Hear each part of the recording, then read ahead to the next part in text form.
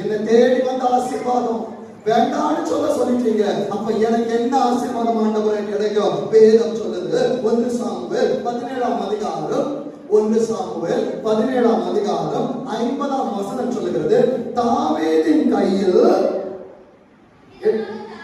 இல்லம்மா 1 சாமுவேல் 17:50 2வது பகுதி, தாவீதின் கையில் பட்டயம் இல்லாத இருந்தது. இன்னைக்கு உலகம் உன்னை பார்த்து கேலி பண்ணோம். அன்னைக்கு உன் கையில ஆசீர்வாதத்தை கொடுத்தாங்களே, நீ வாங்கலையே. இந்த ப்ரமோஷன் வந்தது, நீ வேண்டான்னு சொல்லிட்டியே. ஏசப்போட சித்தம் தான் எனக்கு வேண்டான்னு சொல்லியே. இன்னைக்கு உன்னை பார்த்து ஏளனமா பேசுறாங்களா?